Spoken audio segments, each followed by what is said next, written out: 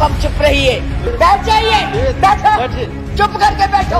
अरे आज यहाँ बैठे हुए हो, हवाई जहाजों में चलते हो और उनमें चलते हो, किसने दिए, किसने बनाए? आज स्कूल कॉलेज यूनिवर्सिटी किसने बनाए? IIT किसने बनाई? MMT किसने बनाई? जिसमें आज आप दिखाई दे रहे हो। क्या किया है 6 साल में? केवल भारत को तोड़ने की कोशिश की है, भारत को बांटने की कोशिश की है और कुछ नहीं किया है। मोहम्मद गौरी को किसने बुलाया था? किसने कहा था दिल्ली में आग बंद करने के लिए? कौन जयचंद था? महाराणा प्रताप जब हल्दी की घाटी में लड़ रहे थे, किस राजा ने उसकी मदद की अकबर के खिलाफ थे? सुनो, एक भील जाति के लोगों ने महाराणा प्रताप का साथ दिया था, कहाँ थे तब? आज बात करते हैं देश को आजाद कराने के लिए अहिंसा का पाठ पढ़ाया। आप क्या जाने अहिंसा, जो लाठी लेके तो ट्रेनिंग देते हैं। कोई भी आपके प्रधानमंत्री के खिलाफ, आपके गृह मंत्री के खिलाफ, उनकी नीतियों के खिलाफ बोले, वो देशद्रोही हो गया है। 6 साल के बच्चों को भी नहीं आप तो छोड़ रहे, आप क्या करेंगे? श्रीमती विप्लव ठाकुर जी। माननीय उपाध्यक्ष जी, धन्यवाद।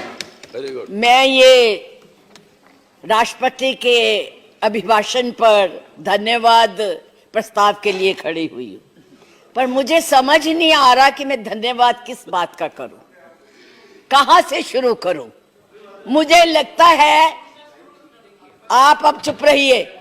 मुझे लगता है बैठकर इंटरवेन न करें आप। मुझे लगता है कि एक कुशल गृहिणी अपना ट्रंक उसको पेंट करके अपनी पुरानी चीजें उसमें डाल देती है, यही इस अभिभाषण में है। कुछ नया नहीं है।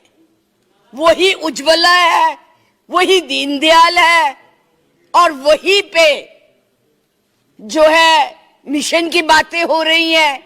बेरोजगारी की कोई बात नहीं है, महंगाई की कोई बात नहीं है, क्योंकि इनको उसकी चिंता ही नहीं है। ये नौजवानों के लिए कुछ करना ही नहीं चाहते। आज विद्यार्थी जो पूरे देश में झंडा लेके खड़े हैं, उनको अपने भविष्य का फिक्र है कि हम डिग्री तो ले लेंगे पर नौकरियां कहां से लाएंगे, क्योंकि इस अभिभाषण में उसका कोई जिक्र ही नहीं है। ये अभिभाषण ऐसे लगता है जैसे मुंगरी लाल के सपने दिखाए जा रहे हैं। मुंगरी लाल के 2014 में भी दिखाए थे, अभी भी दिखाए रहे हैं। अभी राणा जी बोल के गए, राणे कि जी कांग्रेस भी मैनिफेस्टो देती थी, हमने करके दिखाया है। आज अगर आप गरीबी की रेखा से नीचे देखें तो लोगों का हुआ है। अरे आज यहाँ बैठे हुए हो, हवाई जहाजों में चलते हो और उनमें चलते हो, किसने दिए, किसने बनाए? आज स्कूल कॉलेज यूनिवर्सिटी किसने बनाए? IIT किसने बनाई? MMT किसने बनाई? जिसमें आज आप दिखाई दे रहे हो। क्या किया है 6 साल में? केवल भारत को तोड़ने की कोशिश की है, भारत को बांटने की कोशिश की है और कुछ नहीं किया है। मास वही करो। आज आप लोग इस देश को इस तरह से बांटना चाहते हैं। कुछ नहीं है, ना महिलाओं के लिए है। आज पूरी महिलाएं जो है इस चिंता में हैं कि हमारा भविष्य ठीक है, हम सुरक्षित है, वहां उनको कुछ दिया नहीं जा रहा। और मैं ये कहना चाहूंगी कि मैं पूछना चाहती हूं, क्योंकि आप बहुत इतिहास के बखेर हुए हैं, मोहम्मद गौरी को किसने बुलाया था? किसने कहा था दिल्ली में आग बंद करने के लिए? कौन जयचंद था? कौन जयचंद था? महाराणा प्रताप जब हल्दी की घाटी में लड़ रहे थे, किस राजा ने उसकी मदद की अकबर के खिलाफ में? बैठ जाइए, बैठो, चुप करके बैठो। सुनो मैडम, प्लीज आप चेयर को एड्रेस करें मैडम, प्लीज। इस तरह की भाषा एक भील जाति के लोगों ने, एक भील जाति के लोगों ने महाराणा प्रताप का साथ दिया था, कहां थे तब? आज बात करते हैं देश को आजाद कराने के लिए अहिंसा का पाठ पढ़ाया। आप क्या जाने अहिंसा, जो लाठी लेके तो ट्रेनिंग देते हैं। आज लाठी की जगह बंदूक और रिवॉल्वर आ गए हैं। और हमने सिखाया आपको हिंसा, आपने सिखाया है जनता को हिंसा, नफरत पर बोले, इधर बोले, और चेयर को एड्रेस करें प्लीज। आप चेयर को एड्रेस करें। और आज तो मैं उपाध्यक्ष जी देशद्रोही की भी परिभाषा पूछना चाहती। क्या है देशद्रोही की परिभाषा? किसको देशद्रोही कहते हैं? मुझे याद है जब कम्युनिस्ट पार्टी ने भारत की आजादी को नहीं माना था, 4 साल के लिए बैन कर दी थी, लेकिन उनको देशद्रोही नहीं कहा था नेहरू ने। सरकार ने देशद्रोही नहीं कहा था। पंडित नेहरू के खिलाफ लोकसभा में वाजपेयी जी बोलते थे, उनको देशद्रोही नहीं कहा था। आज कोई भी आपके प्रधानमंत्री के खिलाफ, आपके गृह मंत्री के खिलाफ, उनकी नीतियों के खिलाफ बोले, वो देशद्रोही हो गया है। उनको जेल में डाल दो, उनको पकड़ लो। 6 साल के बच्चों को भी नहीं आप तो छोड़ रहे। आप क्या करेंगे? आपके पास ना तो कोई कार्यक्रम है, ना आपके पास भारत के लिए कोई नया सोच है, कुछ नहीं है। केवल एक सोच है कि कैसे इस देश को तोड़ा जाए। 70 साल में उपाध्यक्ष जी हमने पाकिस्तान का इतना नाम नहीं लिया था जितना ये 6 सालों में ले रहे हैं।